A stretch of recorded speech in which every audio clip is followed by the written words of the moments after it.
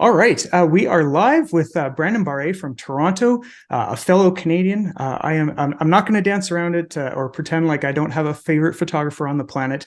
I do, and it's you. And I tell everybody. I'm super honored that you've taken the time to chat with me. I'm super excited to dive into this. I could go on this long 20-minute monologue about how you shoot for all the most prestigious hotels in the world and interior designers and publications. But instead, I'll just tell APAlmanac readers to go to your website, go to your Instagram, check out your work, and then they too can just fawn all over your work like I do. Your images, they are beautiful. They're distinct.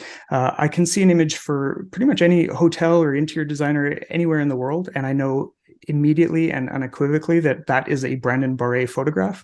So anyway, again, I'm just incredibly honored and thankful that you've taken this time to sit down and chat with me. So thank you. Thank you, Shawn. Thank you very much for that introduction. That's quite something. The manipulating the optics is paying off, I see. Oh yeah, right.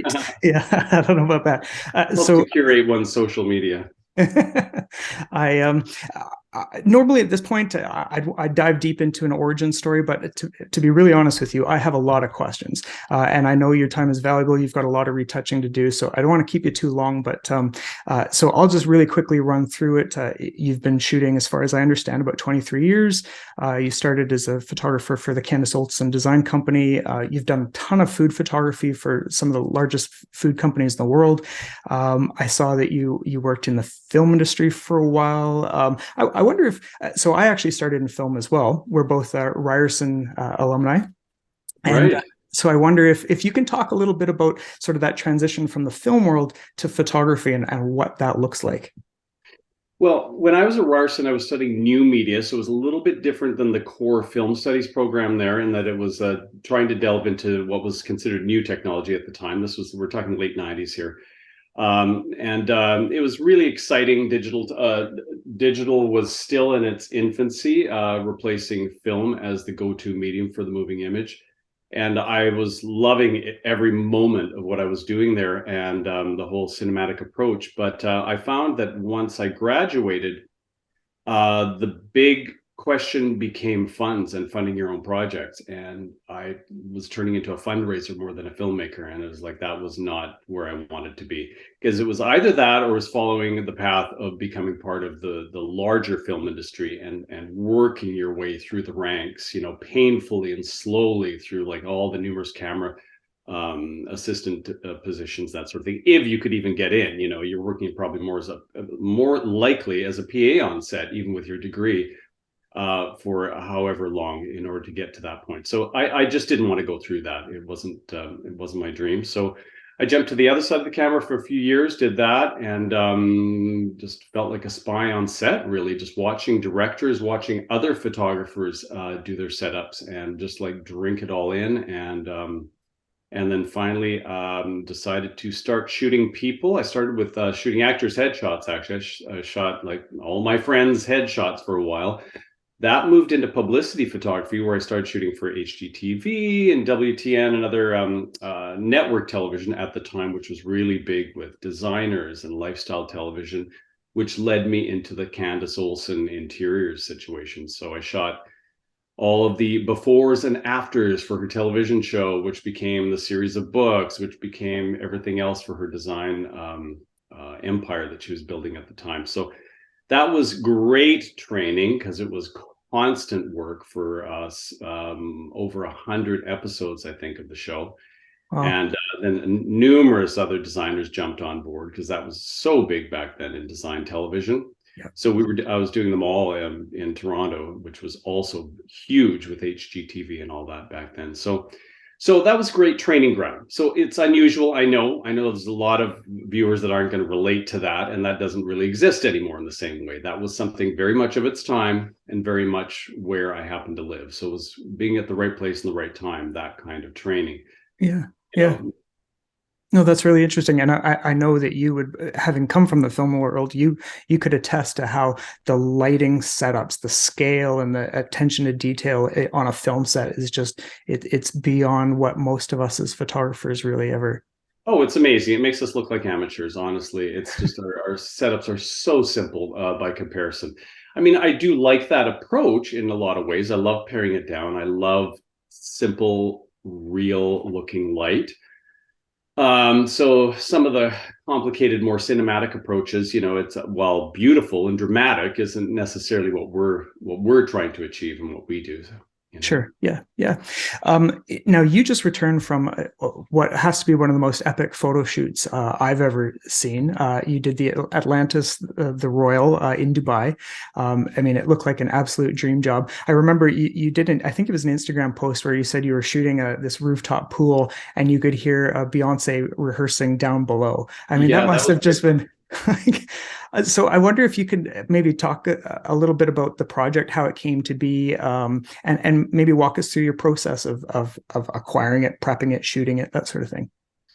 Yeah, that was a long time in the making. I was originally approached by one of the production companies that they hired to put this together. So the project was so huge that I was not hired by the hotel itself. I was hired by a production company that was engaged to do the shoot. So we had a producer, we had PAs, we had stylist, we had stylist assistants. My camera assistant had an assistant. I mean, it was that kind of shoot. So it definitely was unprecedented. I hadn't done anything like that before. It's normally, honestly, it's just normally myself and my assistant on Okay. site, and that's it. That's our team. That's the crew and the client, of course. Yeah. Or sometimes the designer and maybe a couple people from the design firm if we're shooting for a design firm. But nothing this huge. This was really, really quite something. So there was a lot of back and forth. It was a massive shoot. It's over 260 final images were produced. So it was almost 2.5 months Wow. in Dubai. So that was a, really, really large commitment of time. And it's a very, very large project, large property, hence, the massive grand opening that was being prepared, like I said, while we were shooting with Beyonce and her team down below. It was otherworldly, really, to be there. I mean, you're there thinking, it's like, is this really happening right now? Is this my life? Is this all led to? So you try not to forget that. It was a lot of work. It was really, really hard. There were very, very long days. We had 15, 16-hour days sometimes. There were a couple of them where Wow. we had to, because we're capturing dawn and we're capturing sunsets almost every day. And that's what resort shooting is all about. Every time we go to a resort of any kind, this was, of course, just amped up on every level. But resorts, one has to be prepared as a photographer. It's like you're capturing sunset because you want to capture that magic for one area of the hotel, and a lot of time F&Bs are open and running with guests, so you cannot shoot a restaurant while it's open. So you're shooting either, at the crack of dawn Yeah. in between lunch and dinner setups, or extremely late at night if you can deal with something that doesn't need any daylight whatsoever. I see. So long days. Yeah, no doubt. I mean, I have so many questions on that. Just the prep of that alone. Do you find that the production company is building your schedule for you, or is that all sort of built? Yes. Oh, it is. Okay. Yes. So we had what were called recce days. So that was a kind of a new one on me. I hadn't even heard it termed that way. So recce days are the scout and walkthrough. So it's the whole team, including the stylist, walking through. We're talking it over. We're doing scout shots. The scout shots are then semi-processed, actually, so that they can be presented in a document to the client, and then the client chooses their angles before we even get in there. So we have Wow. to make sure we're doing the right job with these scout shots, and that we're presenting them to the client in such a way that they can actually see through this largely unedited, unlit, on everything shot, Yeah. and their decision for you to later go in and have to turn it into what's going to be the final image. Interesting. And so you're not shooting anything that you're not delivering essentially in the end. Exactly. But that's the way I work with everything. Okay. I do not overshoot. I can't stand shooting on spec. It's just like there's too much to set up. Yeah. It takes an hour and a half to set up a decent shot. So it's like I can't imagine doing that on spec and just like, hey, what do you think of this? After an hour and a half of setup and then 3 hours of post, and it's like, we're not sure. No, we're going to take the other one. It's like that's not an efficient way to work. So Totally. everything really for me has to be locked in. I And see. which was wonderful that this production company and the client understood that in this case.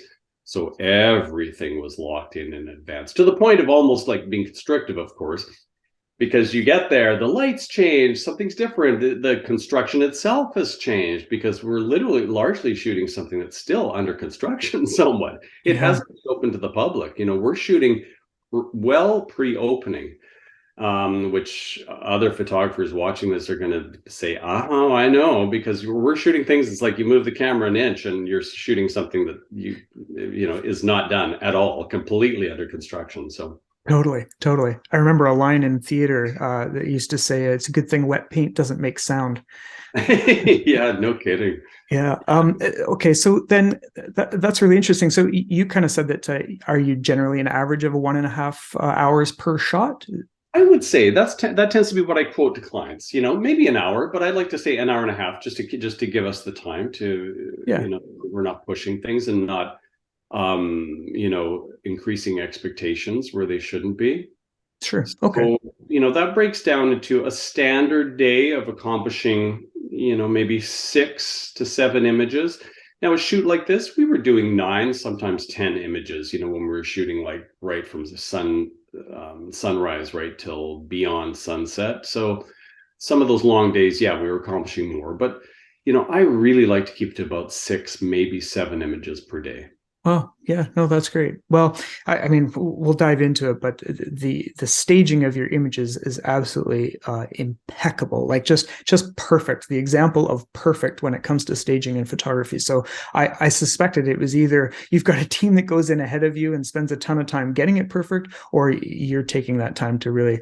But I imagine once you've got camera set up, it really has to be you because they're not. You got to see it through the lens, right? Exactly, because your lens length is going to change everything, right? Depending on your angle and lens length. So yeah, we're tweaking these things. I have an amazing assistant. We've worked together now for 10 years. I find that is really valuable. I used to work with a revolving door of assistants, and I realized that doesn't work. You Yeah. need to have that silent communication between you. You need to be able to walk into a space, you're chit-chatting with the client, you're scouting around, and the assistant is like hitting the ground running. He knows exactly where things have to move. He knows that coffee tables need to be cheated forward toward camera on a wide lens. He knows that drapes have to be immaculately straightened and Yeah. each fold taped down. There's this kind of styling that we go in that stylists can't do this. They don't understand the degree of perfection that I'm talking hotel clients largely here, Yeah. that most hotel and resort clients demand that kind of, almost impossible aspirational perfection, right? Yeah, yeah, no, absolutely. You're in a sense, your assistant is also your stylist. You're working together very Pretty closely. much. Yeah, pretty much. I mean, we do it together and then we're constantly looking on screen and just like, what just does it feel right? Does it feel right? Sometimes the furniture cheats are outrageous in order to get the right feel on camera. Yeah, The things we do with round tables, for example, in say an F&B shot or in a meeting room situation, the amount that we will cheat them on a complete angle in order for them to counteract the lens distortion on the edges of frame is sometimes crazy. Clients are like, "What are you doing?" And then it's like, "Have a look at the screen," and they're like, "Oh, okay, that's amazing. Okay, great." yeah, yeah, Because otherwise you're getting these drop offs, and it really comes down to circular items on a wide angle lens on edge of frame, and that's what you really have to play with that and do whatever it takes in order to make that look right. totally. You remind me of something that I'm constantly saying to interior designers when I'm working with them is stop looking at the room, look at the monitor. Yeah, exactly. Yeah. How does that work then, as far as logistics and customs and legalities and all that? As with working in other countries, how do you deal with all that stuff? Work visas? Right. Well, it depends on the country. Obviously, Mhm. we worked in the Maldives. We had to have the client engage us with work visas for sure. So they had to jump through all those hoops. That was about the most strict. So no border horror stories of being in secondary and sent home. No, knock on wood. No, not Oh, not really. No. yeah, no, good for you. That's good. I mean, I've been pulled into secondary a few times. It's always a little bit intimidating, but eventually they let you go. Yeah, I think there's a certain limit on the amount on the price point of your equipment. That's a big one because then you need other documentation. Right. So if you are bringing down, so if I was shooting on phase or something like that, that if you go over a certain point that you have to declare with your equipment, then you have to have other paperwork in place. But I do Right. not. So Yeah. No, it makes sense. And when you go on these shoots, do you bring and maybe it's not obviously for hotels, but even for interior design, do you bring a collection of your own staging materials, props, accessories, that sort of stuff, or you leave Not that? really. You can't No. really travel with that kind of thing. No, we have pre-pro calls with the client, so we try to establish those things in advance. So we try to establish, the basics, the plants, the florals, the coffee table books, that type of thing. We Yeah, try to establish those in advance. Working with a design firm, of course, is an entirely different thing because they will generally send somebody from the firm in to style who will right. bring a whole plethora of things in, right? So Yeah. that's amazing working with the designer because they look after all that. But yeah, as long as we set it up with the client, as long as they're willing to go and do these things, with Marriott, we have a stylist on location for a lot of the brands now, Mhm. so they can run out and actually purchase things. I've run out and bought stacks of coffee table books the odd time when we've had to, and then just Sure. be in a situation to return them all afterwards if we can, or the Right. client buys them sometimes as well. Okay. Yeah. Like I said earlier, I mean, they're always just impeccably staged and they look like they've been staged for photography purposes, not necessarily always for, real life practical purposes. So I wonder how much of that you art direct personally. Yeah, I really do push for that little bit of an embellishment. I like to see that. I don't like to see like bare areas especially with the trend right now of hotel and commercial design going into more of a residential look and feel, and that's Yeah. that's a really big word on designers' lips right now, is that residential look in hotel design, hospitality design. So in order to get that look, you need those items that would normally be propped into a residential shoot. Sure. So there is that fine line. Now there are brands that are very, very strict about specific photo guidelines, so you cannot add anything that a guest does not necessarily expect to see in that room upon first entering the space. Right. So that's a thing too. So you just have to be very, very aware of your brand and photo guidelines, right? Yeah, no, for sure. And we'll dive into that too, because obviously Marriott has a bunch of different sub brands that they work with, and each one with different brand guidelines. So I do want to talk to you about all of that. One thing that strikes me about all of your images, at least all the ones that you display publicly, is that none of them have people in them. And it begs the question for me, even myself or anyone else who's an architectural photographer, you always get your clients saying, oh, can we, throw some models in here, have some lifestyle component to it. Do you do that work or if not, how do you tell them no? Yeah, that's a good question. I try to gently steer my clients away from that because with lifestyle, of course, then you run into a lot of other variables. Then you run into wardrobe, you run into hair and makeup, you run into casting, which can get really tricky. Yeah. And with with all those things in place, I just don't even like to go there. So generally speaking, unless you're shooting an extremely austere modern space that requires the focal point of a person, or a person in a very unusual or abstract space that requires the person for scale, perhaps, Okay. or to bring some kind of life or humanity to a space that just has vertical and horizontal lines, then yes, absolutely. Then you need that slightly blurry person in there to bring it to life or to add that extra component. And I'm certainly open to that as well. But in hotel photography, of course, lifestyle photography is a very, very separate medium from architectural photography, and I try to steer my clients into hire somebody who's really, this is what they do. lifestyle photography. It's like, because there are photographers that are amazing at that, and I don't begin to want to say that I'm as amazing as some of the lifestyle photographers out there, because they really are great. Okay. Yeah. Interesting. So you just focused on your niche of what you do best, and Yeah. To me, general. it's a different genre. I know there are some that do both, but it's just for me. It hasn't been my thing. Yeah, yeah. And as you mentioned that, I actually did remember one project where I saw people, blurry people. It was your waxwing project that was actually featured on APAlmanac maybe a couple of years ago. Right. Yeah. That was a residential project, and that was actually one of the designers of the project that was in the shots. So Oh, we okay. kind of had the person built into, who was already in there and already styling the shoot as it was. So Yeah, yeah. Interesting. it worked out. When you get hired by a hotel, I wonder if you can talk us through a little bit about your process of preparing that hotel. Let's call it a hotel room, for example. Are you sort of telling them, tape down the pleats of the drapes, iron the bed sheets, stuff the pillows? Like, what kind of process are you going through with the client on that end?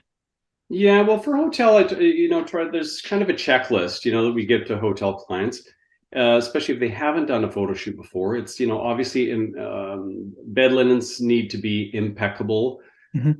either hand pressed or steamed to be as impeccable as, like beyond the level that you would do for your most VIP client. Obviously, as for a photo, just has to be beyond, so that we're not photoshopping them too much, because there's nothing worse than trying to Photoshop a bed to perfection rather than having it already as close to that as possible, because Yeah, it's just going to look phony. There's no way around it. An overly photoshopped bed is the first thing that's going to scream out in a bedroom guest room image, and it's just such an awful look. The marshmallow beds, as Mary likes to refer to it as, right? So yeah, we yeah, just don't want to go there. So bed linens, that's a big one. If the brand does allow for props and embellishments, to really zero in on the correct botanicals, brand specific, botanicals, the coffee table books, color coordinated things that are of the right scale, that don't jump out too much. It's interesting when you give the note of, oh, we'd like to incorporate florals into the room, and then the hotel florist gets a hold of that information. It's like, oh, great, I can really show off. So then they do something elaborate thing that is just like insane. So I can't tell you how many times I have literally had to pull apart florist arrangements and scale them down to something that is workable for a shot. So that happens a lot. And it's really hard to communicate that to a hotel, because they don't understand. The last thing you want to do is add something like a floral to a room that isn't there to begin with. right. It's just meant to be an embellishment for a photograph. It is not meant to call out to itself. So there's a real fine line. It has to be a subtle Yeah. embellishment. It cannot draw attention in any way. Otherwise, then you really are telling a lie in the photo, right? Yeah, totally. And I've read a few of the Marriott brand guidelines before, and I think in every one that I've read, it specifically says no floral arrangements added to the room. Yeah. Yeah, Yeah, exactly. Yeah, that's very common for a lot of the Marriott brands. A lot of the other branded hotels are different. It depends on who you're working with. yeah, and I would also imagine that maybe I'm wrong, but do you have a little bit more flexibility or latitude for making your own embellishments on the higher tier brands versus Oh, say, like, absolutely. Yeah, yeah, absolutely. Yeah. When you get into the St. Regis, the Ritz-Carlton, they're always bringing florals in, because they're like, well, these would exist. We would sure, bring this in for a VIP client. And 9 times out of 10, this is going to be a VIP client that is staying in this suite that we're shooting right now. So this is completely 100% authentic to totally, the brand. yeah, So makes yeah, sense. that's where we're bringing them in, or other luxury brands that we shoot for. Again, to not to get on just one particular brand name dropping here, but a lot of the other brands that we shoot with, same thing. You can certainly bring that kind of thing in, because these would be amenities that would be often included in the room space. Sure, yeah, makes sense.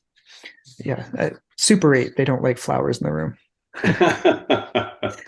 Possibly not. No.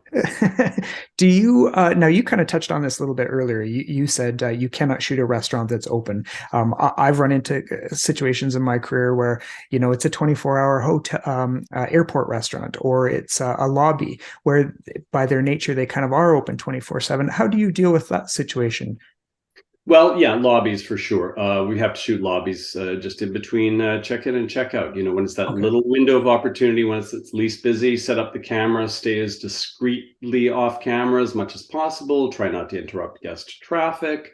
Yeah. You know, assure your client, especially in you know the higher tier of the luxury hotel, the more sensitized they are to anything interfering with the client experience. Right.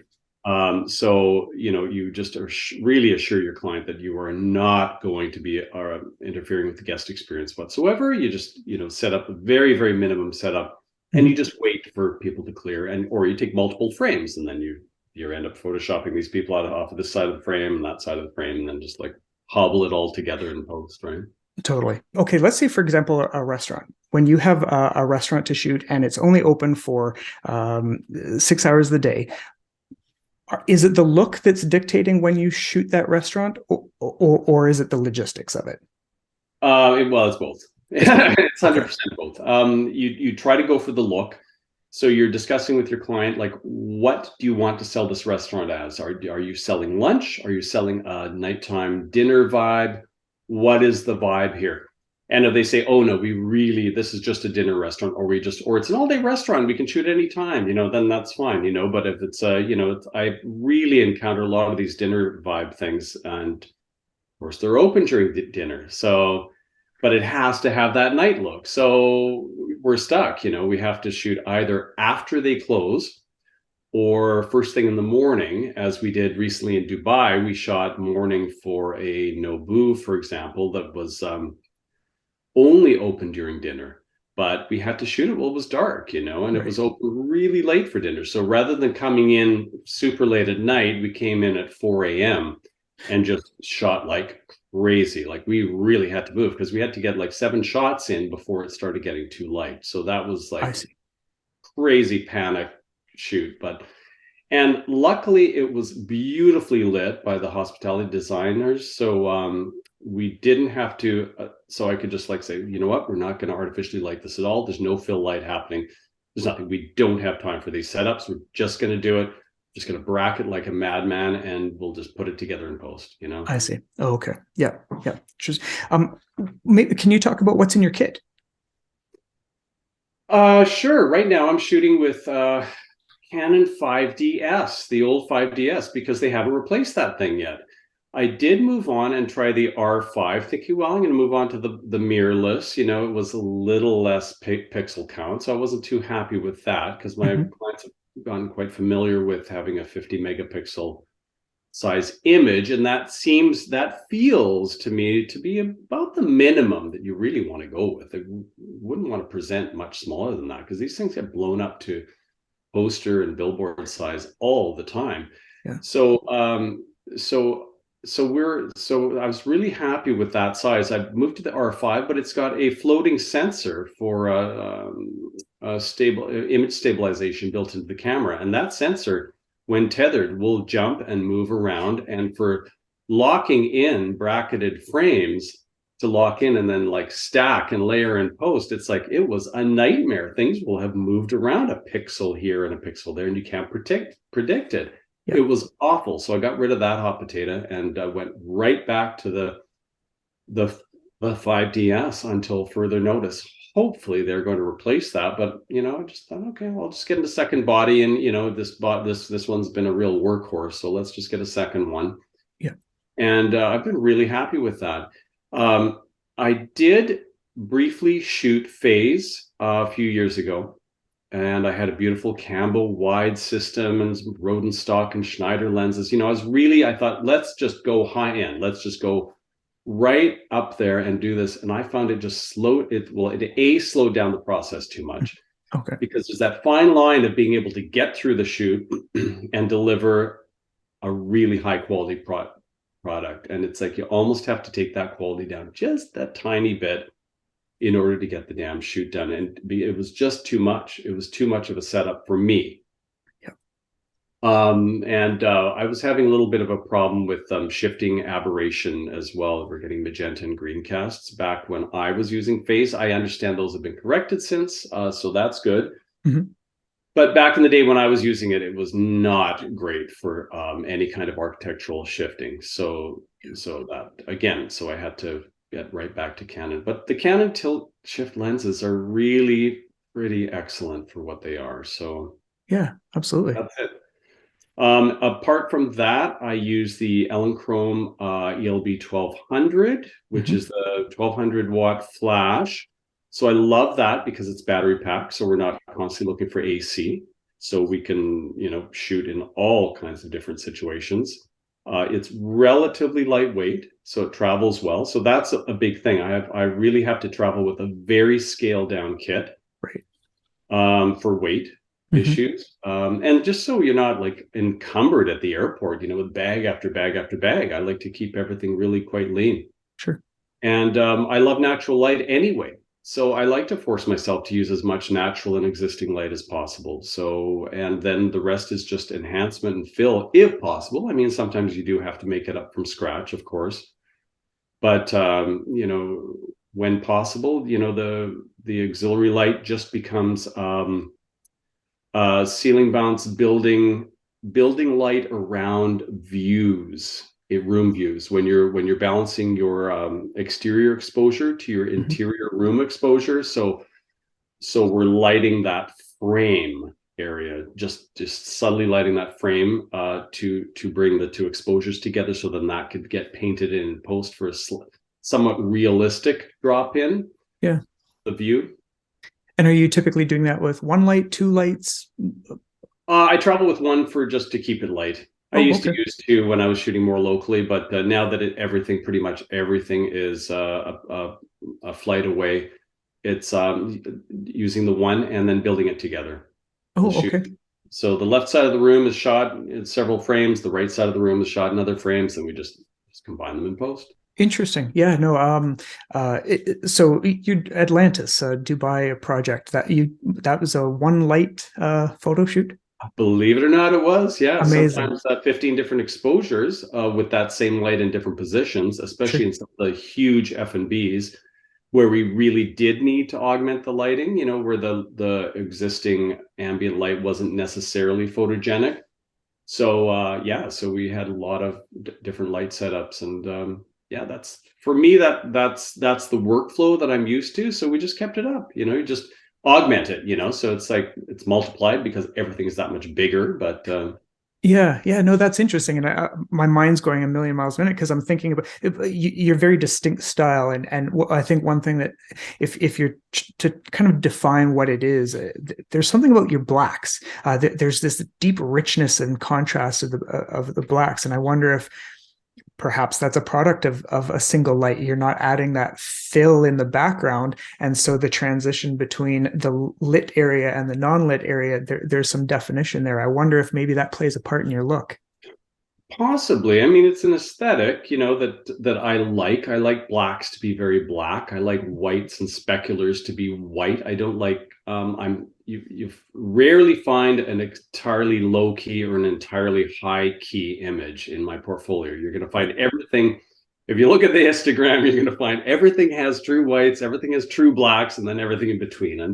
Yeah, That just tends to be my aesthetic. It's like I try to go high key sometimes because I see beautiful work out there from some editorial photographers that, their images are very high key. There's not a black to be seen. Even their blacks aren't black. totally, And, totally.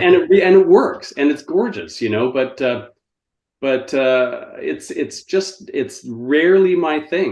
There's sometimes if I'm shooting of the room really lends itself like truly like it's all pastels and it's all awash with soft beautiful light. Yes, of course you go there, right? Yeah, But and maybe it's a bit of our cinematic background, liking that drama and liking the idea of things like just falling off into like dead complete black. You don't always need to see detail in the shadows. Don't need yeah. to fill every shadow because that destroys the drama and the magic and the reality of the light sometimes, right? Yeah, absolutely. Yeah, no, and you might remember an old cinematographer by the name of Conrad Hall Sr. He American Beauty and Butch Cassidy, Sundance Kid. He had a quote a long, long time ago that said, "The key to a great photograph is a pure black and a pure white in the same frame, and that creates a tonal balance for the eye in between." I always think about that. Oh wow, that's cool. That's Oh, very interesting. No, I wasn't not familiar with oh, that yeah. quote or the cinematographer. So that Oh, yeah, interesting. no, it's one of my favorites. He's a good one. Um, so I wonder if you can kind of talk a little bit about your lighting process. Are you typically just throwing a dish on that single light and go around and hand pop it kind of thing, or how do you do that? Right. So okay, so for again, if we're just speaking hotel room here, let's just choose guest room as an example. Okay. So I will shoot all my brackets in natural ambient light, period. Mhm. Absolutely no auxiliary lighting. Lights off. Just to have those frames, just to Yeah. make sure that I have those clean frames that I haven't, so then I can go back if I've overlit something or made some strange choices on the day. I can go back and pull in reality, so I just really like to cover myself on the day. Yeah. So, and that way I find we can just develop a flow. We can just develop a workflow. We'll just grab it, we'll just get those frames just because, and even my assistant will push me sometimes. Says, just let me like this. Just let me do this thing, because you just never know. And you're right. You just never know. You might be hunting for that frame, in your raw captures later going, God, I wish I had a frame I don't have it. Right. So we just make sure we have every possible lighting situation that we think we'll need. Yeah. So first, all the ambient light captures, and then we'll do a ceiling bounce. So we're just talking reflector, simple Hmm. reflector held to the ceiling on either side of, say, the window source if we're shooting toward the windows. Yeah.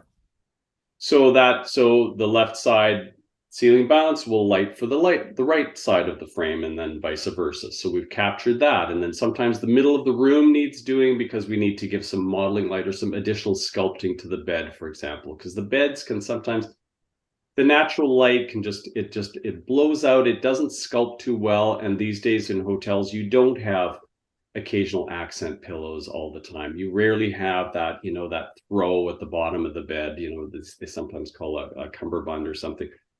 You don't always have these things, so you're finding a way to deal with this giant white amorphic blob in the middle of your shot, right?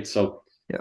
So the more you can do to sculpt that and give some drama and at least give some sculpting light to it so that you have some beautiful light and shadow. So that's important to get and that, again, ceiling bounce works for that. If you have white ceilings, we just work with that.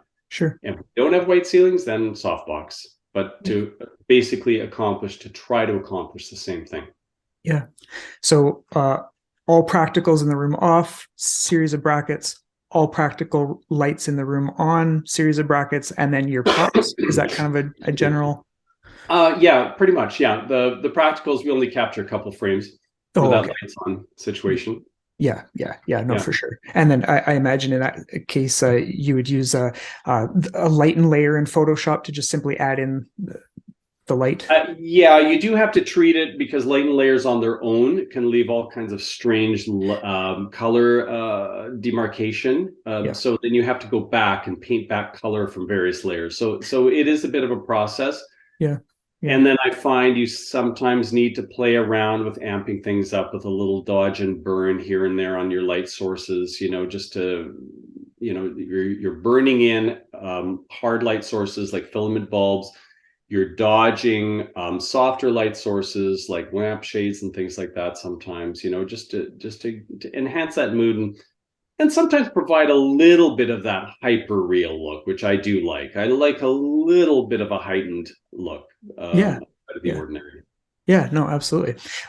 Jumping ahead a little bit here, but let's say you've been contracted to go do a few shots in Mexico, and obviously they want it beautiful and sunny, but you get there and you've got 2 days of just thunderstorms and rain. What do you do in that case?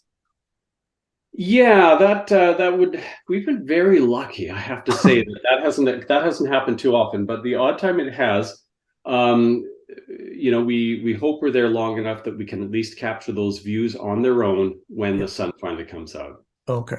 And and we have had reshoots. I've been in Hawaii where we've had rapidly changing weather, and we've gone through and we just said, well, we got to shoot this. This is our day to shoot these rooms, even though, and then I'll just have to capture the views later. But then we have had those views come back, and we're just like, you know what? We just got to get back in. We just have to reshoot. We just got to do the whole thing again. It's just going to be that much more real than just like a severe cut out of the view. It's not the best case scenario. Okay.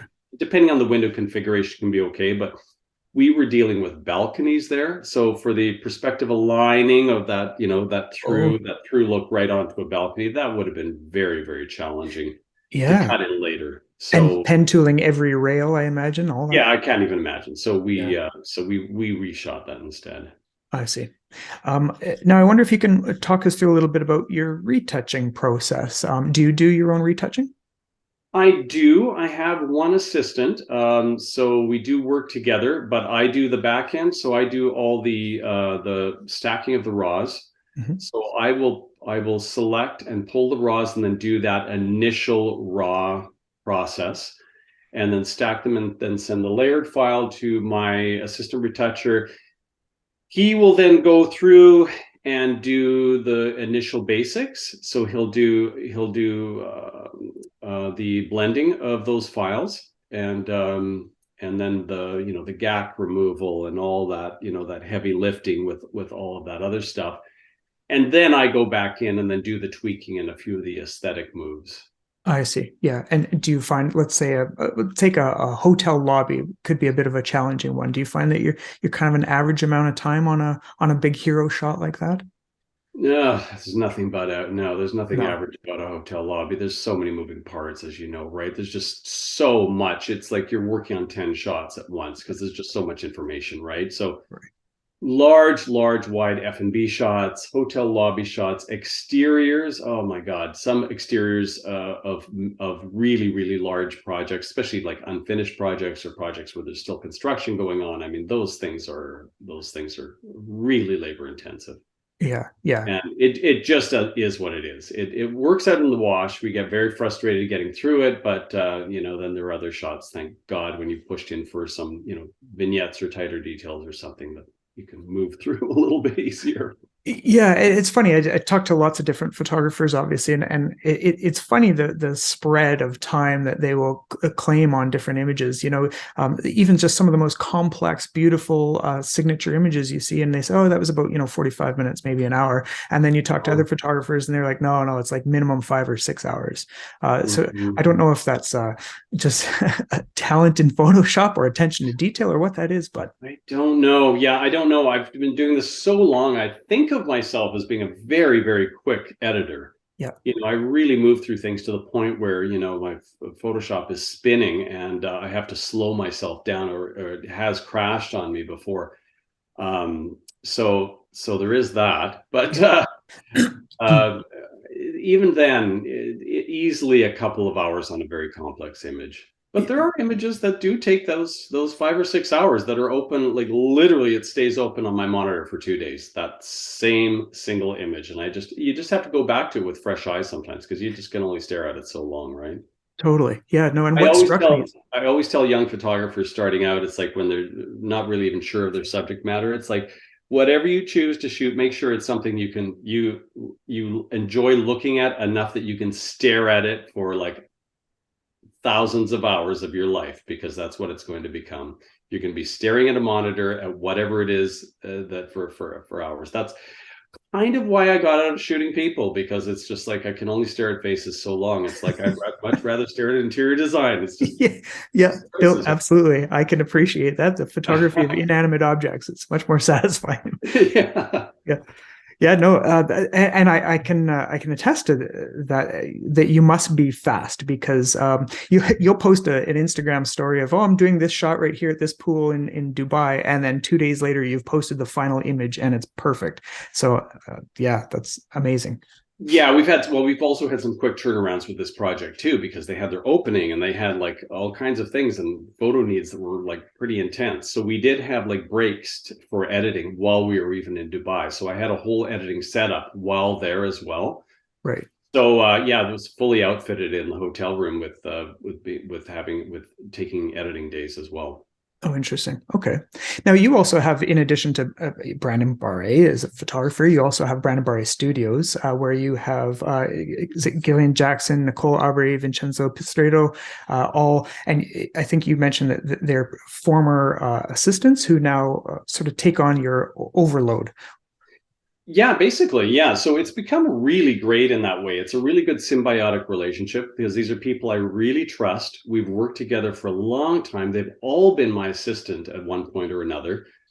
And so we get each other. So our work can even be interchangeable at times. Like Gillian Jackson, for example, her work is so similar to mine. And Yeah. we will go in and we will sometimes even co-shoot the same project.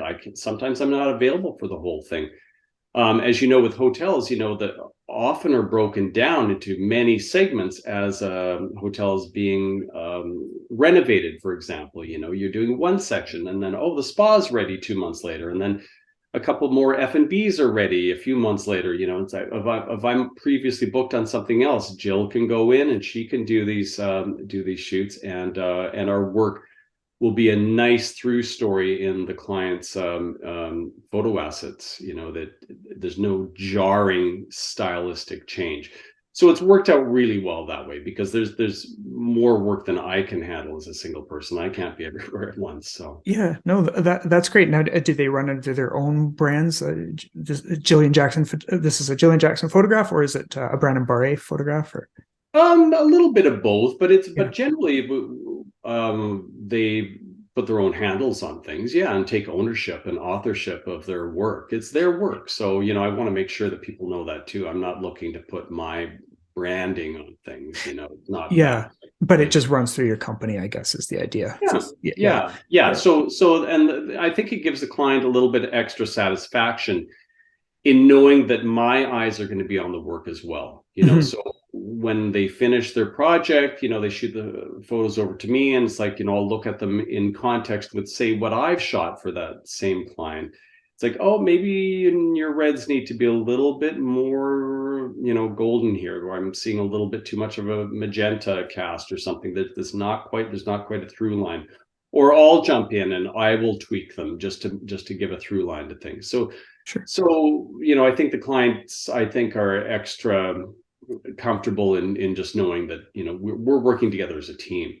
Yeah, yeah, and it is fascinating to see the similarity in the look, particularly with Gillian, in that I can look at one of her images and go, "Is that Brandon's work?" And then you see in the credit that, yeah, would you attribute most of that to the sort of shooting style, or is it a Oh, for retouching sure. thing? Or No, it's a little bit of both, but because we worked together for so long, and we kind of cut our teeth coming up through the ranks together, especially in Jill's case, because we did so much work for design television and interior designers and all this sort of thing together, as her being my assistant, that we designed lighting techniques together, so we came up with a few of the looks together. So her kit, her shooting style is almost identical to mine, I so see. there's that as well. Interesting.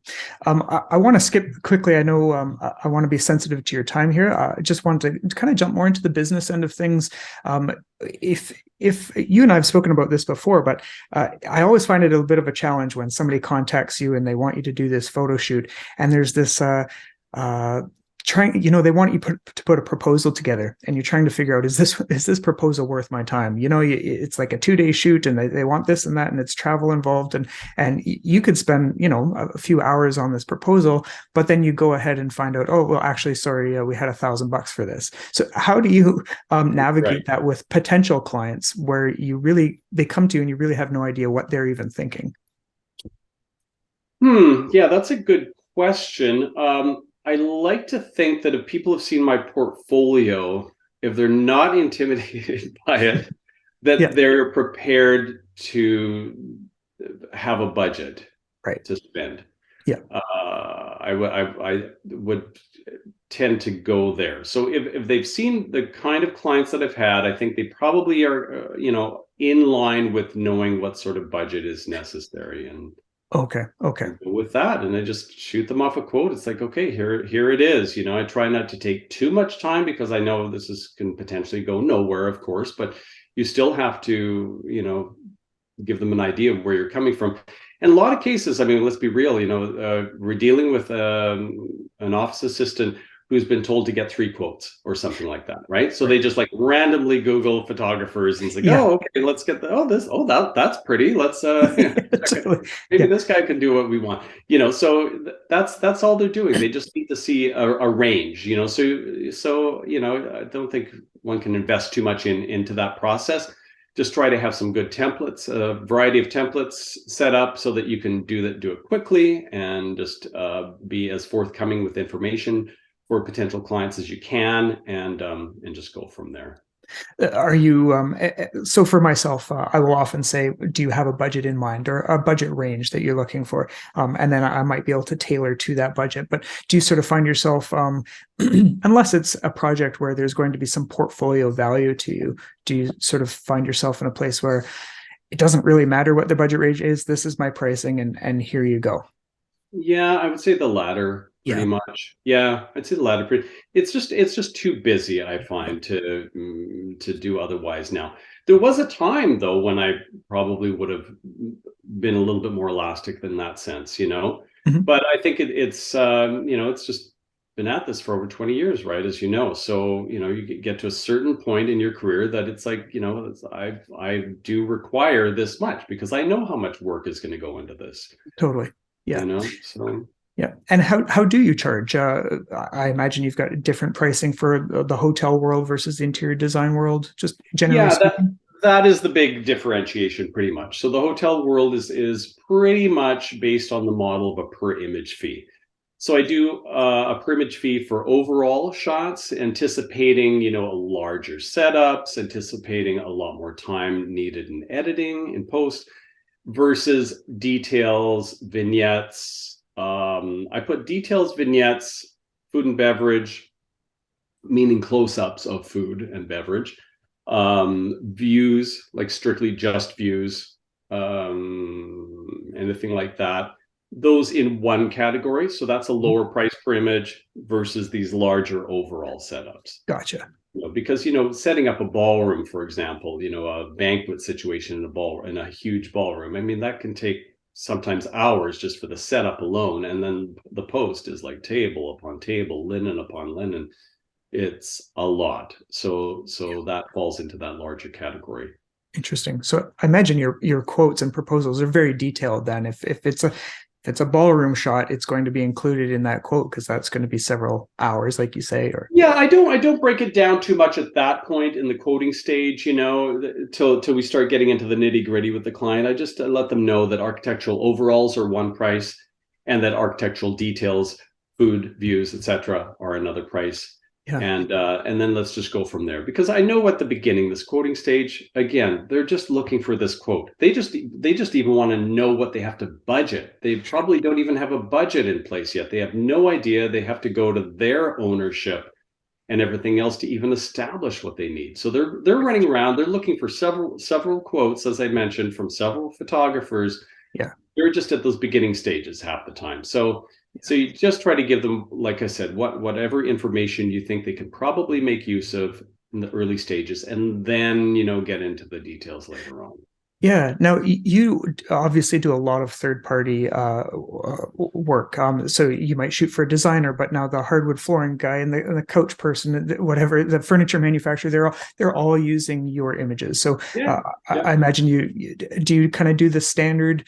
A lot of photographers are like each additional party is a certain percentage. Is that kind of how you work that? Or? Yeah, so I specify that in the quote so that there's no assumption made that it's some kind of buyout where they can just start, sharing these images with every supplier and every vendor they have.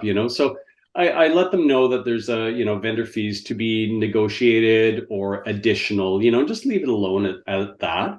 Yeah. Or if they'd like to see a number, then I'll put, okay, so additional vendor or partner fee is something or something per image. Right.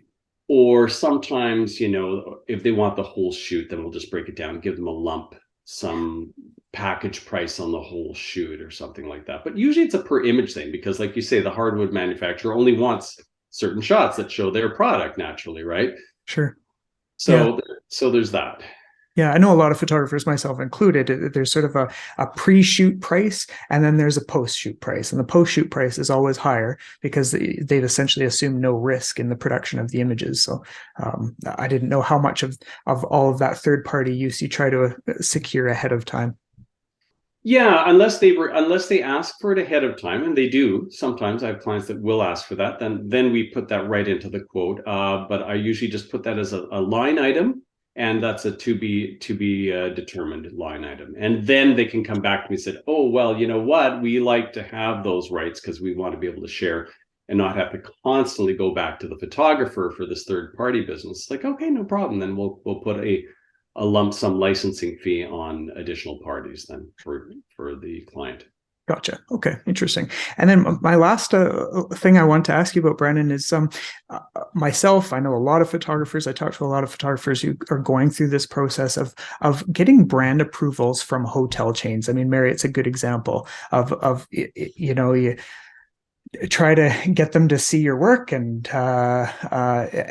get you approved for different brands.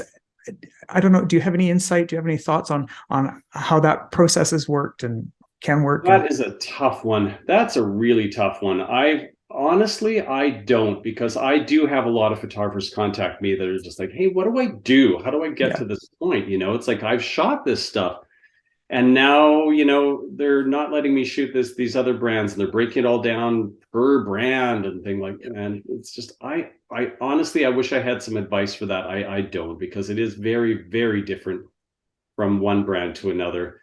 All I can recommend is just putting yourself out there, as far as, because most people are going to find you on the internet. I mean, that's the reality of the situation.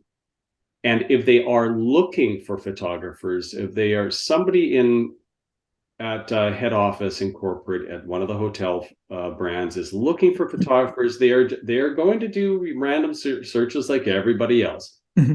So if you can just get your SEO to the point, where you actually come up in search results that you assume a hotel would be looking for when they are looking for additional photographers. I mean, that's really the best you can do. And 90% of my clients have found me through Google searches, really, at the end of the day. Oh, interesting. It's more so than word of mouth, more so than advertising, more so than anything else. Really? That's actually shocking to me. I would have thought for sure you would be 90% referral. No, there's a little bit, but designers are highly competitive with one another, and they don't talk to each other. So there's not a lot of referrals going on there. Hotel brands are highly competitive with one another and don't talk to each other either. So that's not happening. They are doing blind searches online. So you have to get yourself up there. So whatever it takes. And I think when I moved over to APhotofolio, I think that is what really raised me in the ranks. Just the nature of how APhotofolio sets up their back end. It just, there's a reason a lot of photographers use that platform, and I think they're doing their work that brings their sites up a little bit higher in search engine. So interesting. Yeah, I'd recommend anybody to do as much research as they can on that, or even hire a company, I suppose, a reputable company that deals with that, and get yourself up there. If you're not coming up in the searches, if you search yourself on somebody else's device, just to get away from your own IP, and just to see if you come up in search strings that seem appropriate for what you're delivering, and if you're not coming up, then you need to do something about that. Okay, yeah, interesting. I've always thought of it as I've got to be the one to approach Marriott and show them my portfolio, but you seem to be saying no, that you want them to come to you, kind of idea. Pretty much. I have not gotten a lot from approaching clients. I mean, I do it because it seems like the right thing to do, and I will blindly reach out on LinkedIn and everything else like everybody else does. Yeah. But I really don't think it amounts to much. No, Yeah, and they're in the driver's seat. So they're the client. They're the ones that want to find you when they want to find you, sure. Yeah. when they need you. Yeah, So interesting. I've had individual Marriott hotel properties reach out to Marriott head office and say, "Hey, we want this guy to shoot for us. He's here. He's local." And Marriott yeah, head office has said, "No, no, you need to bring somebody in from elsewhere." that's Uh, how Marriott is. It's a yeah, brand approved photographers. Yeah. yeah, It's yeah, and to get brand approved for Marriott is now becoming more and more challenging, I think. yeah, yeah. No, for sure. Brennan, we are 5 minutes over our time here that I promised you I'd keep it to. Oh, no problem. No problem. Yeah. No, it's fine. No, I'm I just wanted to ask you really quickly, what does the next 10 years look like for you? the next which, sorry? The next 10 years, what do you, Oh my God. Well, probably more of the same. I think pretty locked into to what I do now. You know, you get to a certain point where you're a specialist. Would I love to switch gears and do something else? Sure, but I think I've right now I've just honed the specialization in so much that it doesn't at this point in one's career it doesn't make sense to suddenly shift yeah, gears and do something you're else. locked. Yeah, it's like you become an expert in your field, just based on those 100,000 hours you put in. So you might as well just really keep it up because that's what you're meant to do. So yeah, there's I don't see the hotel industry going anywhere, and I get to shoot with some amazing designers as well, and they can be the most fun because they're really excited to be part of the photo shoot, and that I really encourage everybody to do. That there's somebody you can really beginning photographers can seek out interior designers and just work with them because that will really feed your soul as well because they're going to be just as excited about the shoot and trying out new things and being creative, and they Totally. will appreciate your creativity, Yeah. and they won't be locked into a certain look or a certain marketing style. They just want beautiful images. So the designers are fantastic. I have the utmost respect for interior designers, and they are the most fun to work with. Totally, totally. Yeah, no, it's funny you say that. I aspire to shoot all this fancy hospitality as you do and all that sort of stuff. But it's some of the most enjoyable shoots I've been on certainly have been with interior designers. There's a real art and a creativity there, and two artists working together. I don't want Yeah. to put words in his mouth, but I think I remember Mike Kelly once saying that his favorite shoots were residential interiors, just for that reason. No, for sure. Yeah, Yeah, for sure. Well, it's a real collaboration, right? yeah. Yeah, you're total colleagues collaborating artistically on a project, and you really feel the teamwork. Yeah, totally. Brandon, I can't thank you enough. I know for myself, sometimes I will get photographers who will reach out to me and they'll ask questions, and I always respond to them. But I know that not a lot of photographers do. I reached out to you several years ago now, and I had a business question for you. And I was actually exceptionally surprised Remember and that. thrilled that you replied to me, but not only just replied, you wrote me several paragraphs with detailed responses and contacts and this sort of stuff. And I was super impressed by that and thankful. And you're obviously just a really nice guy. Again, my favorite photographer. I know a lot of photographers' favorite photographer. Your work is incredible. So I'm super honored, thrilled that you've taken this time to sit down and chat with me and with all of the readers and viewers at APAlmanac. It certainly means a lot, and your willingness to share your knowledge and experience. I appreciate it. I know somebody of your caliber might not want to sort of give away the secrets and the techniques, but I just love that you've been willing to do that. So thank you so much. Well, thank you, Shawn. I'm really honored as well. It's been a great. Thank you for all the kind words. I mean, that really means a lot. When I was starting out, I reached out to a lot of photographers that I admired, and I remember just like dead air. That's just Yeah, like nothing. And totally. it's I think it's part of the legacy because there isn't a lot of information when you're really specializing in certain fields in photography. There's not a huge amount of information. It's gotten a lot better since when I was starting out, but God, when I was starting out, it's like it was a real minefield. You just had to figure it out on your own and just work and try to decipher what other photographers might have done by studying their images. That's all you had, was that two-dimensional image to look at. That's the Yep. only thing you had. You had no information about the behind the scenes or anything that they were doing.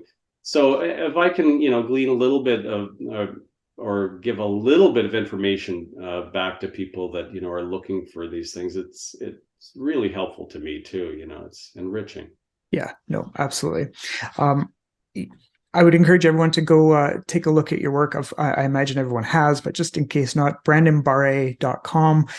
You're also very active on Instagram. I think you're posting pretty much every day, which is amazing.